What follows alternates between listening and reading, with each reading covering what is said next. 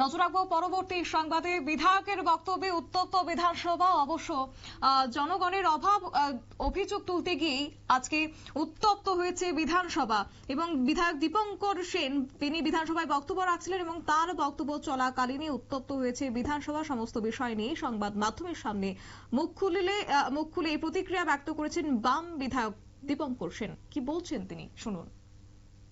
নিরাগ ভাসছে তেলের উপর আর ত্রিপুরা বাড়ছে নেশার উপরে।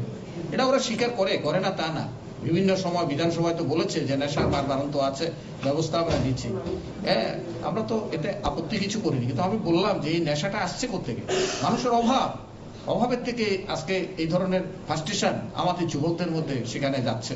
তারা কাজ পাচ্ছে না সেখানে। আমি যে কথা বলতে পারিনি, আমার সেখানে বলতে দেয়নি, আমার মাইক অফ করে দিয়েছে সেখানে। সেটা হচ্ছে যে অপুষ্টি শিকার হচ্ছে আমাদের এখানে। আমাদের মায়েরা, শিশুকন্যা 6 থেকে 59 মাস বয়সী আমাদের 100 জন শিশুর মধ্যে 64 জন শিশু তারা ভুগছেন রক্ত স্বল্পতায়, সেখানের মধ্যে ভুগছে। সেম আমাদের মায়েরা ভুগছে। তাহলে এই রেশিওটা আমাদের ত্রিপুরা রাজ্যে হচ্ছে সর্বাধিক উত্তর পূর্বাঞ্চলের মধ্যে। কেন? আমি তথ্য দিলাম। মণিপুরে 42%, মেঘালয়ে 45%, মিজোরামে 46%, নাগাল্যান্ডে 42% রক্ত স্বল্পতা। ভাইরাস আমাদের ত্রিপুরাতে 64%। আমি এই কথাটাই যখন বললাম তখন চিৎকার শুরু করলো, কথাই বলতে দিচ্ছে না। আমি এখানে বলার চেষ্টা করলাম 15 থেকে 49 বয়সী মহিলা তারা রক্ত স্বল্পতায় ভুগছে 61.5% আমাদের রাজ্যের ভেতরে। আমি কি বললাম যে মণিপুরে হচ্ছে 32%, মেঘালয়ে 45%, মিজোরামে 34%, নাগাল্যান্ডে 22.2%। অথচ ত্রিপুরাতে তার থেকে কোনো জায়গায় আমরা নাগাল্যান্ডের তুলনা যদি বলি প্রায় 3 গুণ, 61.5% মহিলারা রক্ত স্বল্পতায় আমাদের রাজ্যে ভুগছে। কি করছে সরকারটা? আজকে এই অভাব অনটন এর মধ্যে এটার সঙ্গে কি রেগা সম্পর্কিত না? রেগা আজকে কাজ নেই, মানুষ অভাবের মধ্যে আছে। আমাদের সময় তো কাজ ছিল, মজুরি ছিল, যে কারণে মানুষের মধ্যে এই জিনিসগুলো সেখানে দেখা যায়। এটা তথ্য আমার না, ন্যাশনাল ফ্যামিলি হেলথ সার্ভে। রতনবাবু জানতে চাইছিলেন কোথেকে এই তথ্য পেয়েছেন। আমি বললাম ওনাকে যে ন্যাশনাল ফ্যামিলি হেলথ সার্ভে, তার রিপোর্ট অনুসারে আমি কথাটা বলছি, এটা আমার দেওয়া তথ্য না।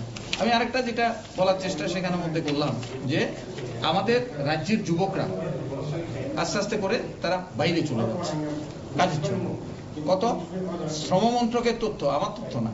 শ্রম মন্ত্রকের তথ্য অনুসারে দেখা গেছে যে 92,000 যুবক যুবতী তারা রাজ্যের বাইরে চলে গেছে। এই বিজেপি সরকার আসার পরে কাজের সন্ধানে তারা বাইরে চলে গেল। এর মধ্যে মহিলার সংখ্যা কত? 17,000 মহিলা এর মধ্যে আছে যারা কাজের সন্ধানে বাইরে চলে গেছে। হ্যাঁ, বাইরে যায় অনেকে কাজের জন্য, বিভিন্ন ভাবে সেখানে উন্নত কাজের জন্য। এটা তো উন্নত কাজের জন্য না, আমাদের রাজ্যে কাজ পাচ্ছে না, সরকার ব্যর্থ হচ্ছে, চাকরি নেই। বাইরে রাজ্যের যুবকদের থেকে এনে আমাদের এখানে চাকরি দেওয়া হচ্ছে, আমাদের বেকার যুবক তাদেরকে সেখানে বঞ্চিত করা হচ্ছে। আমি তথ্য দিলাম যে মণিপুরে 22,750 জন তারা বাইরে কাজ করে, মেঘালয়ে 52,000 যারা বাইরে কাজ করে, এইভাবে মিজোরামে 62,000 বাইরে কাজ করে। কিন্তু এই সংখ্যার থেকে অনেক বেশি তো সেখানে আমাদের এখানে 92,000 যুবক তারা বাইরে গিয়ে সেখানের মধ্যে কাজ করতে হচ্ছে। এই যে 92,000 এর মধ্যে দেখা গেছে।